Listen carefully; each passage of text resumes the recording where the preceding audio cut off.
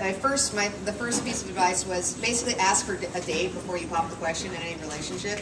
And so, don't walk in and say, "Hi, I'd really like to, build a relationship with you." You meet someone in line at Starbucks, you get their card, you give them a call, you have a short conversation, maybe you have coffee after that. And so, just remember that any kind of mating ritual is basically the same, no matter if it's someone you're dating, romantically, or if it's someone you'd like to have, be perhaps a personal mentor to you or your business mentor. What if you just want a one-night stand? That's a check. So that's a super angel. Right.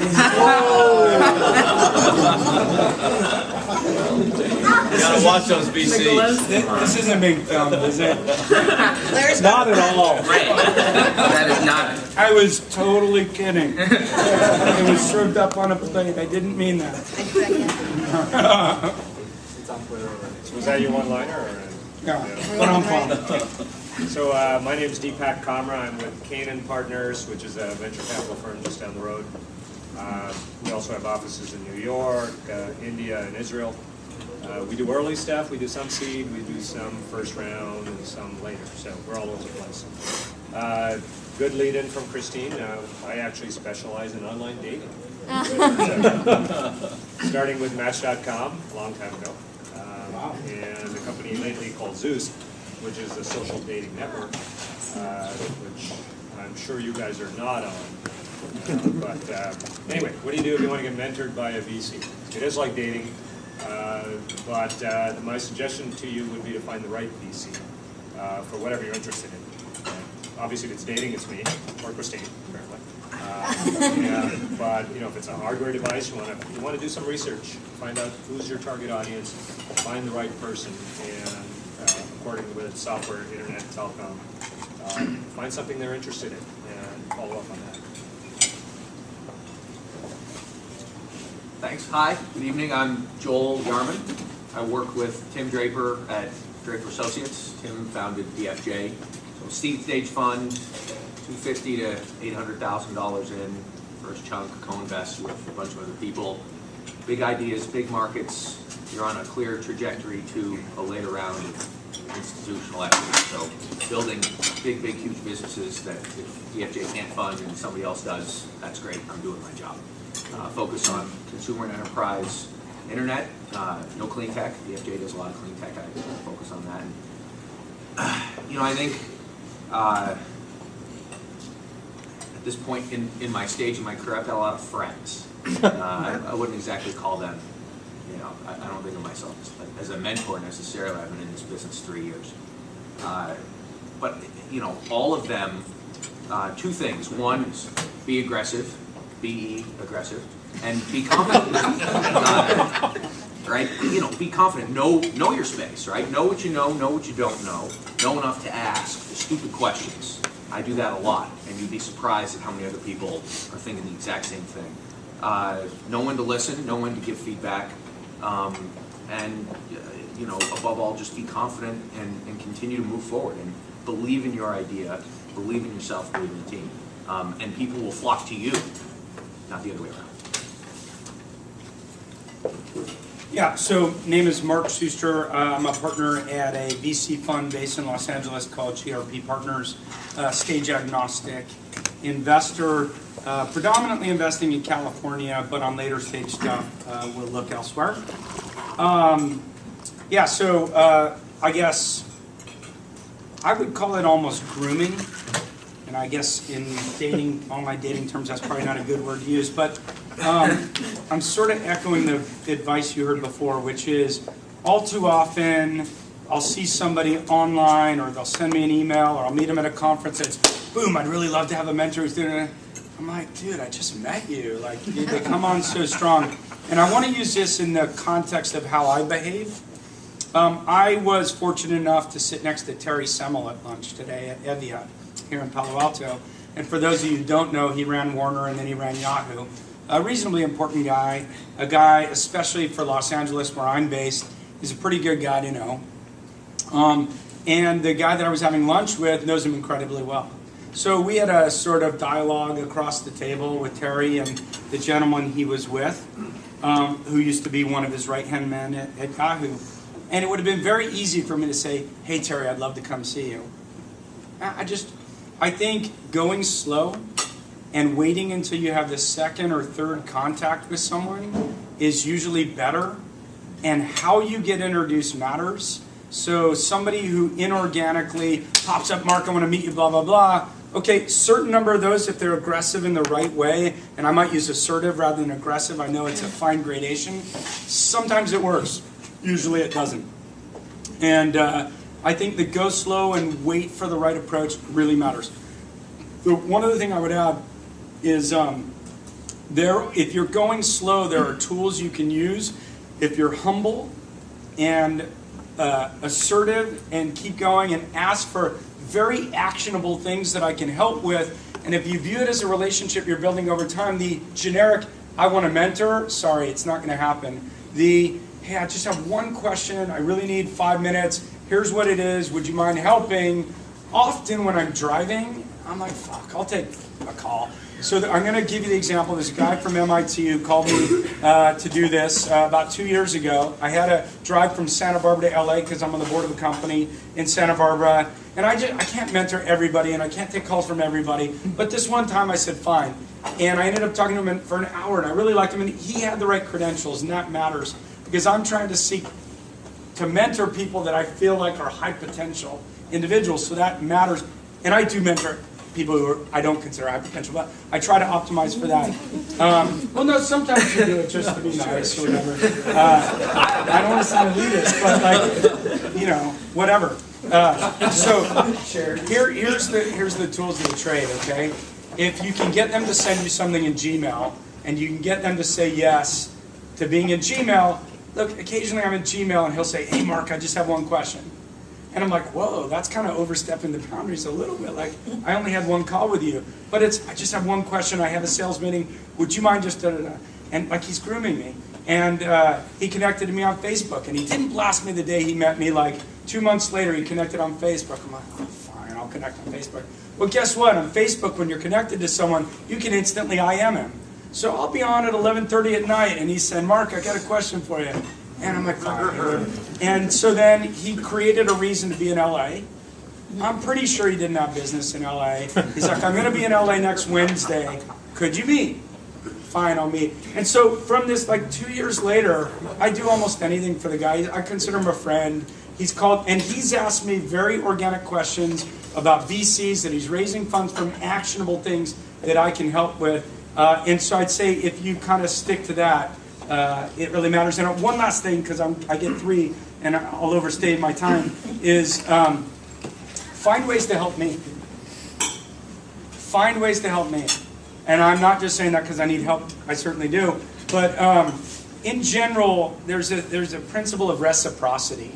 And if people feel like you did something that really helped them, like a good intro, a high-quality intro, or a company that you met that you think is really high potential, or something that you could do that you think would make a difference to them that feels organic and that you ask nothing in return, 6 months later when you see them at an event like this, you're like, yeah, okay, I know this guy.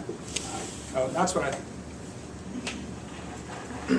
Great. Well, I guess some people, when we let people go a little over 3 sentences there.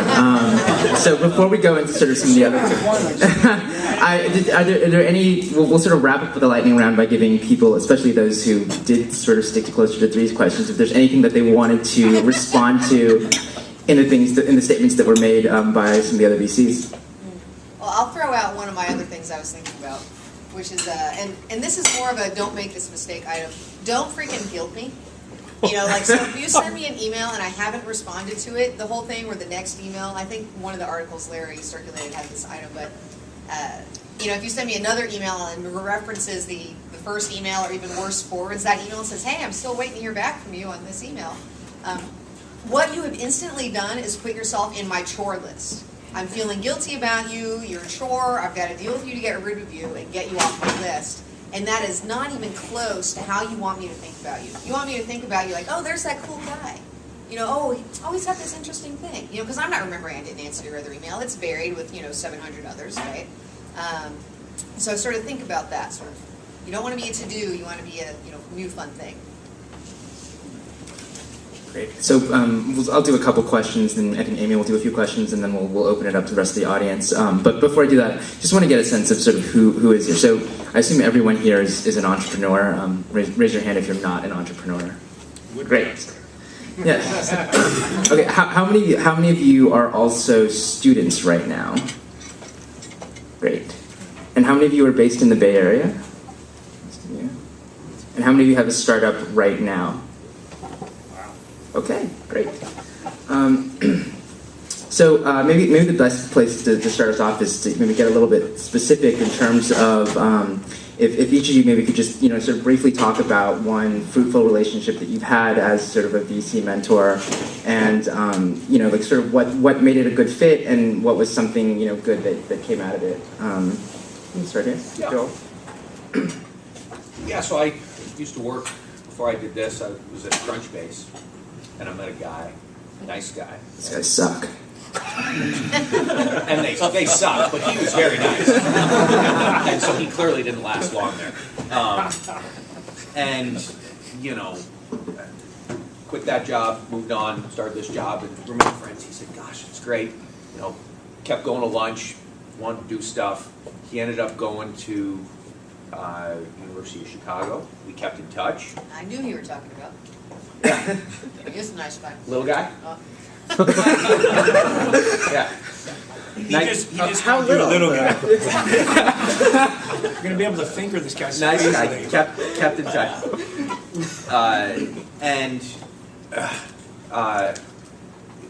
We often talked about nothing. We talked a lot about technology because we were both geeky. We talked a lot about, finance because we were both into that and the markets and everything else that was going on. And he, would shoot me interesting ideas every once in a while. And he shot me one idea. I met with the entrepreneur, really liked him, met with him a couple more times, decided to track him. And long story short, my friend who was at U Chicago is now taking a leave of absence to work with this guy at his startup out here, and has continued to talk to me, and I've continued to talk to him. I found him a few employees. He sent me a guy that wasn't right for them that is now starting his own thing, and I'm meeting with him in a couple of weeks. And it's been a great relationship. And he asks me high-level questions that he knows I have a great background and a good answer for. And I think listens to me, and then we have great discussions about his business and strategy in places where maybe I'm not right, but maybe he's not either, and we have really good back and forth, and all the cards are on the table because we ended up not funding it, and it continues to be a terrific relationship, and I want to follow him wherever he goes, and if this startup doesn't work out and his next one does, you can be damn sure I'm going to take that meeting and do my best to get it in front of him. And so it's been a great relationship, and now a great friendship. Mark? Listen, the saying that I like the most is, if you want money, ask for advice, and if you want advice, ask for money. And I just think I'll just stick to that theme, which is ask for small, actionable advice and build a relationship over time. I already told my story, and I don't want to run over my 3 sentences. Well, so, I think a lot of it, one thing you've got to realize is that as investors, we're trying to plant a lot of seeds because venture and tech investing is a long-term deal. And so you're going to have an opportunity to sort of develop those seeds that you connect with people. So a good example is there was a really bright young guy, Stanford undergrad, Harvard MBA, came to Austin and said, at some point I want to get in the venture industry. What do I need to do? I said, well, gosh, your credentials are terrific, but what would really be awesome if you could get some strong operational experience, and so see what you can do. So he went and got a job at Dell, worked at Dell for a couple of years, and then from there he said, okay, well, what else do I need? I said, well, it'd be nice if you could get some online or internet expertise under your belt. And he ended up getting recruited to Callaway Golf to run their online, he was the GM and VP of their interactive web piece. And then about 6 months ago, he calls me up and says, hey, you know, I've kind of done this for a while, and you know, it might be time for me to make a shift. And I said, okay, well, let me start thinking about it. And then 2 months ago, he called me up and said, okay, time's now. And then we started having discussions, and you know, he started Monday as our COO of a kind of a stealth company right now. But he'll be launching their whole platform in association with some other people that we're working with. It's one guy's a repeat entrepreneur, and so it's kind of going back to, you know, I gave him some suggestions. He went and did every one of them. Came back and said, you know, hey, I did it. What's next? And so, you know, when you do those things, you build up a lot of credibility with the people that are mentoring you, and you do. You want to do whatever you can to make sure you help those people that take it to heart and go get it done. Yeah, there's nothing more frustrating than giving advice. Like, why did you ask me for this advice that you don't listen to anyway? Right. Right. There's no purpose. So I guess I have a current example, which I like, just 'cause I think these guys are great guys. An organization called SSE Labs, which is here on the Stanford campus, that I mentored some of the teams last year, and this year I joined the board of advisors for. This is the Stanford. It's a student-run accelerator. If you aren't from Stanford. So anyway, being student-run, it means the founders of SSE Labs are actually students here on campus, and so, which has been really fun for me, because I think they sort of played on my interest in getting some more work with the university, and then I got to know them through SSE, and then this year they're not only taking advantage of me as a mentor for SSE Labs, and you know, that's, again, they sort of went through a very patient process. I showed up to a couple events. They made sure they did things for me that I appreciated, like giving me credit when I was being helpful, which is always nice. They did things like making sure I was able to meet some of the startups, which professionally was important to me, to get to meet some of those startups. So they pushed, you know, some of the right buttons. And then, you know, as that relationship matured, sort of asking me to get a little more engaged with the organization. You know, now when we get together, you know, we're talking periodically about, you know, how should we be structuring sponsorships? And oh, by the way, we're going to be graduating. Would it be okay if we had lunch? I'd love to maybe get some advice about what I should be doing when I graduate. Right? So these two guys have played it so well. It's incredible, actually. They've taken a lot of advantage of me, and I'm happy to do it because it makes me feel good. And that's really what you want. If I'm not making money off you, I need to feel good about myself, or I need to be having fun or something. So give me something. And anyway, these guys have done a good job of that. And I don't know if they did it intentionally or not, but it's worked out to be a really good relationship, I think, both ways. So I have spent some time with a couple of Stanford students who were introduced to me through family friends. And I think the key theme I would tell you is get an intro. Most VCs, despite what you may think, are very busy. They meet a lot of people. They see a lot of things. They see a lot of new things. They're trying to find the next great deal. So they don't have a lot of time for mentoring. And so if you want to get noticed by them, you have to kind of get through the noise. They have a very short attention span. You have to have somebody with credibility that gets you into the network. You might get lucky, you might get seated next to one, and maybe he likes you and then he'll give you time. I think that's unlikely. It's all about networking. It's all about using your network to get in to see the VC who's most relevant to you.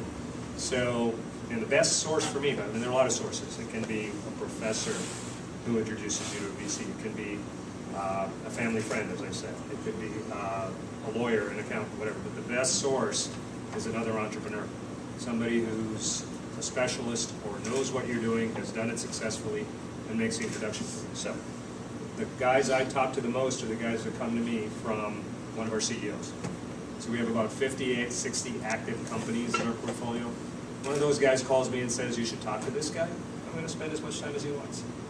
And so you got to find the VC you want, who's the right guy, find his network, figure out what companies he's in, look at the extended network. It's all about social networking, and figure out how you can get into seat.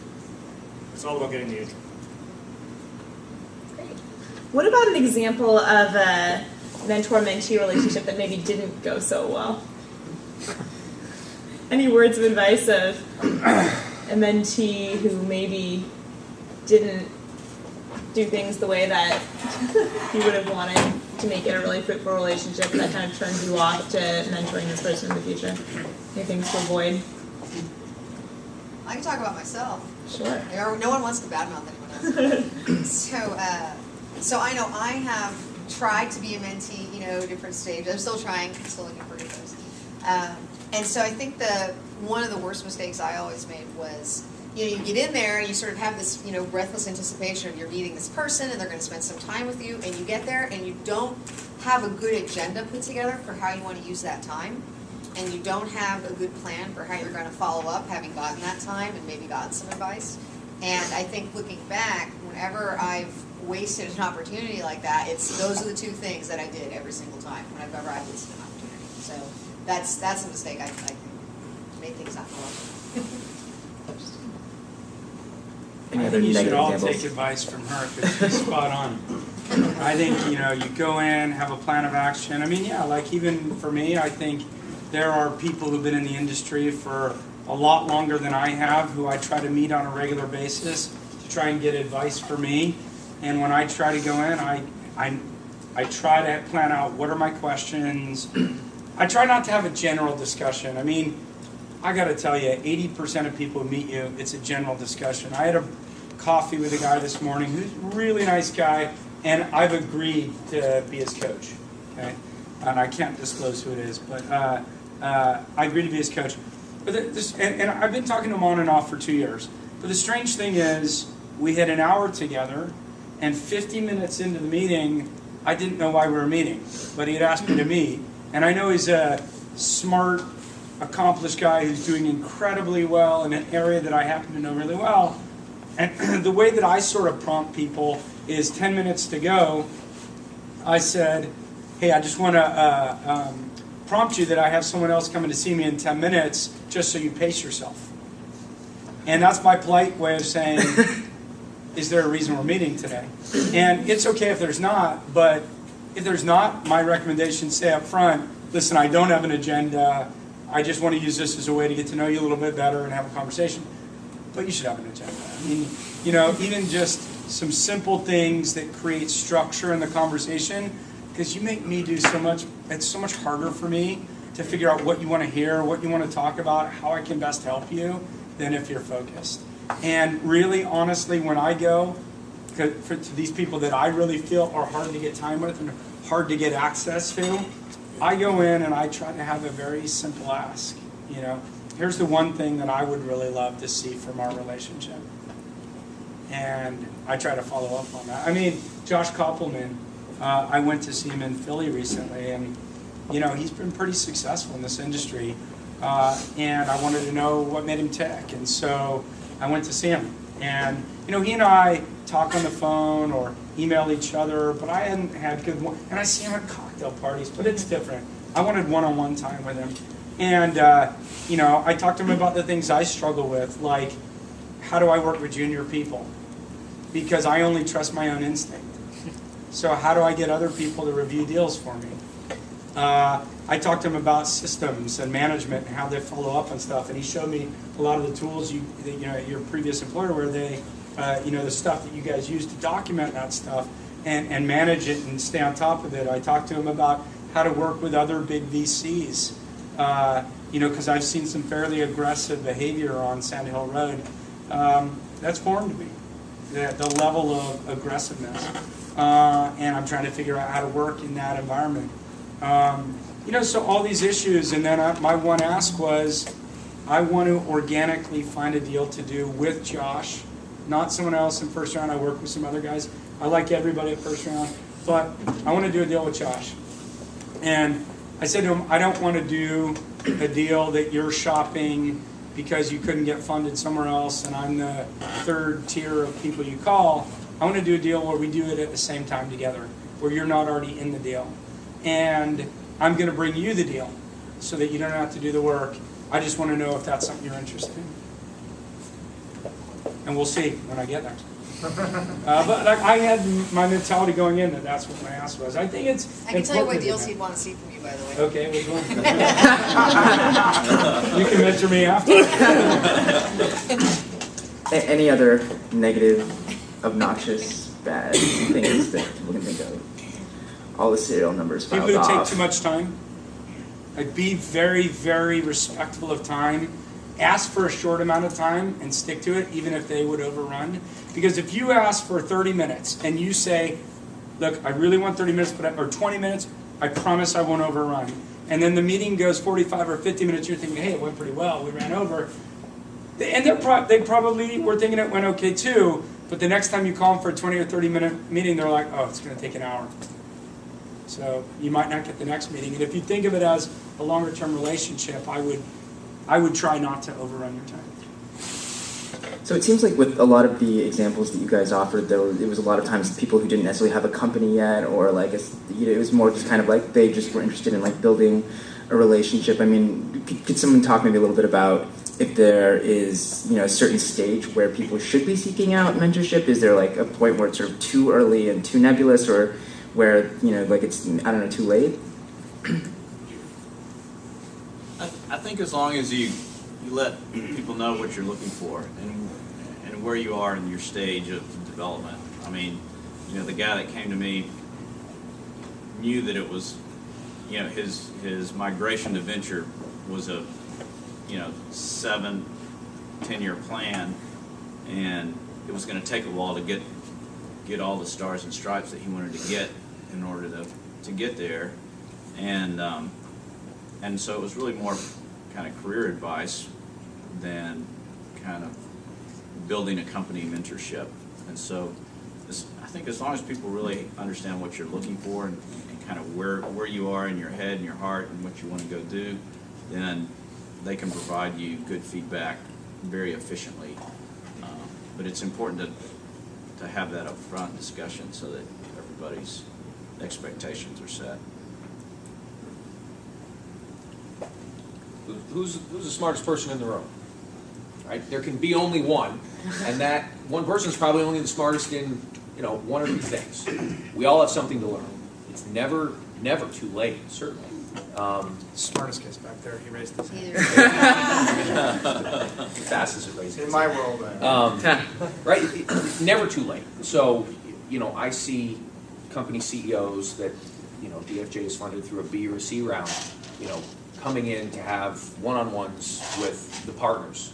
Or I know they're going to have one-on-ones with other independent board members, right, that they see as mentors or advisors. You always have something to learn. And check yourself. I don't know it all. You don't know it all. We don't collectively know it all. Right? So get as many opinions as you can. It's never too late. That's a good point, actually. As a VC, there's really no place you can go to keep up with what's going on other than learning from people that come in to see you. So I consider part of my education, every time somebody comes to see me and tells me about something interesting. Now, it has to be interesting. It has to be cutting edge. It has to be something that I'm looking at an area, whether it's social networking or internet or whatever. But I think how we learn is we meet with entrepreneurs and we try to figure out trends by talking to them, because we don't get a lot of trends just sitting at our desks. So I think mentoring can be a part of that process.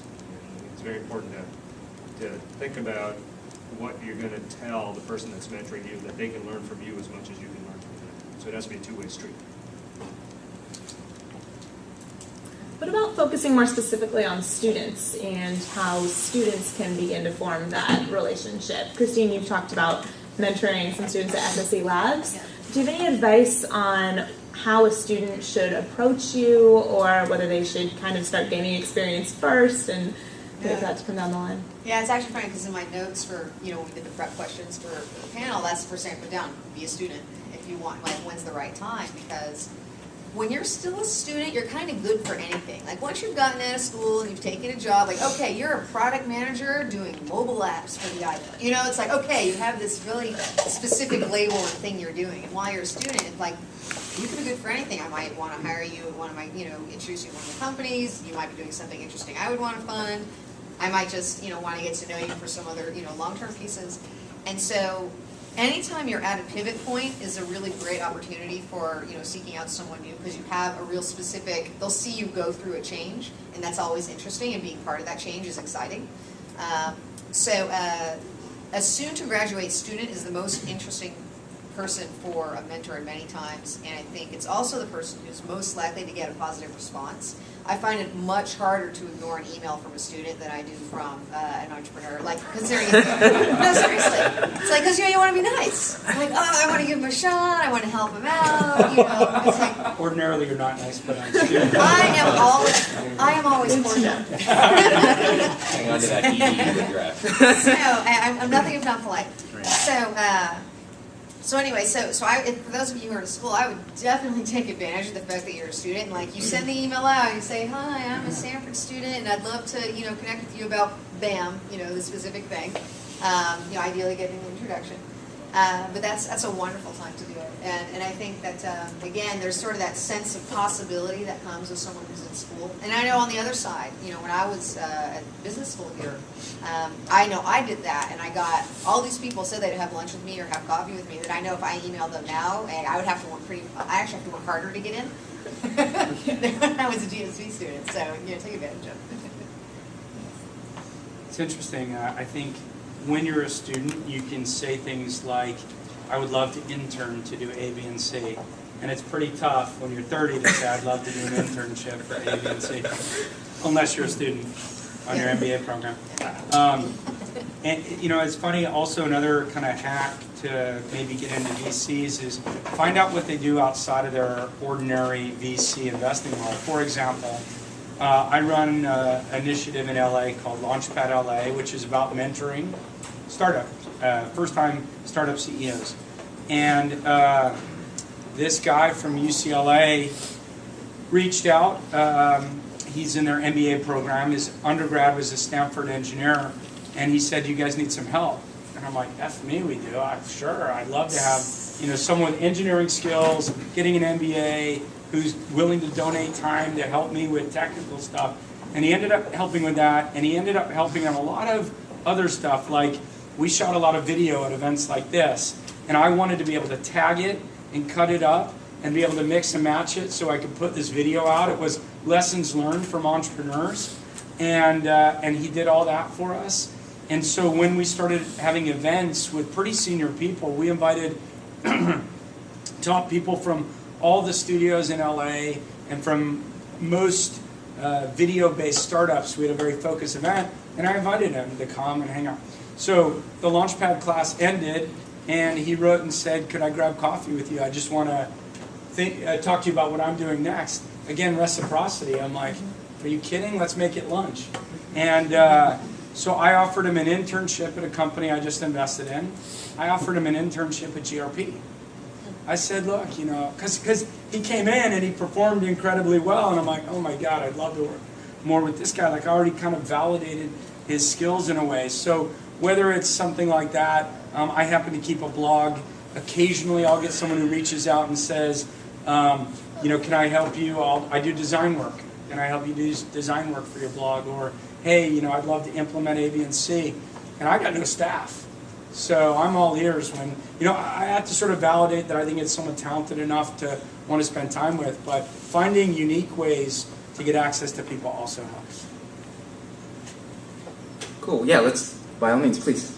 So Christine, your comment about the way that you approach students versus the way that you approach entrepreneurs was interesting, and it kind of, another thing that's interesting here is that, so Mark, you said like if you're looking for money, ask for advice, but I don't think I've heard from any of you guys that a relationship that started as like a mentorship or a friendship or helping somebody out led to investment. Is that because... Not true.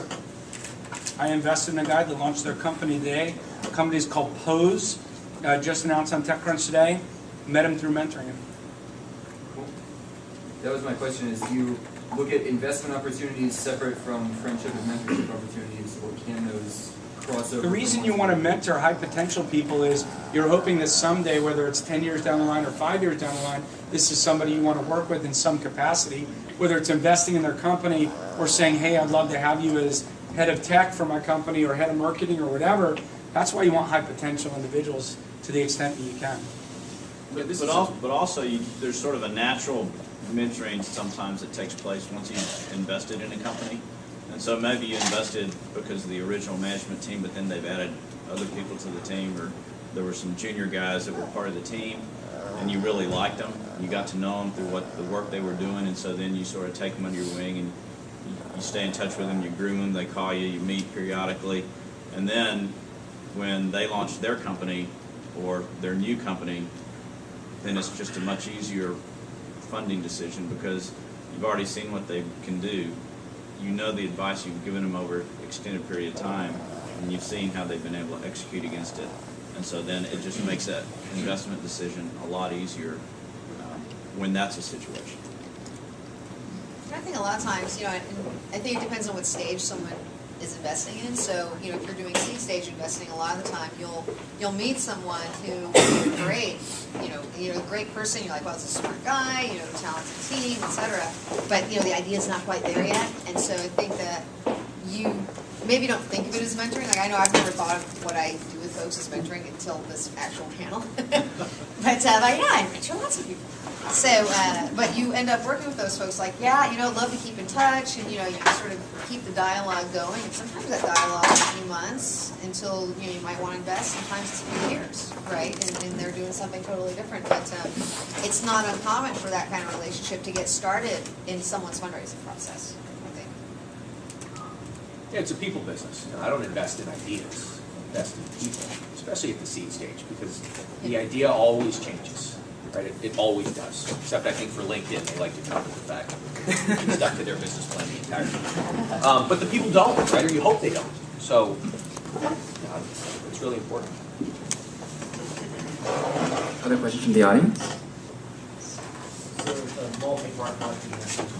Just to put in scale sort of the amount of noise that you guys hear. How many emails? Just going across quickly, do you get a day? Do you have an email system that you use to try to process that much information, that much communication? And lastly, is there a way that someone out here, a potential entrepreneur, a potential mentee, can sort of bubble to the top of that list using whatever techniques may or may not work for you? Just as quickly as possible. Sorry. 200 emails, get an intro. Yeah, I'd say it's 200, 250, something like that. And going back to his CEO comment, that's absolutely like a founder's or CEO of a company that you put money into, because you read those first. You have money here. You always read those emails first. So you have to be sure you're going to be responsive to. Probably 150, and give Natasha a lot of love in my office. She reads every email, and she's my gatekeeper and Somebody reads all your keeps it. Yeah, I need that. we're extremely transparent, and so because we're a small shop, and so even with our we have an MBA program that we work with, and we have interns that help us on deal review and all kinds of stuff, and so we're pretty transparent like that. But anyway, Natasha sort of is the traffic director, and her or other entrepreneurs that we've worked with, or friends or family. My nephew had a roommate. All of a sudden, he started showing up in my office on a Friday. I said, Adam, why are you here? Well, Mr. Garza, I don't have class on Fridays, and so I just figured if I showed up, somebody would give me something to do.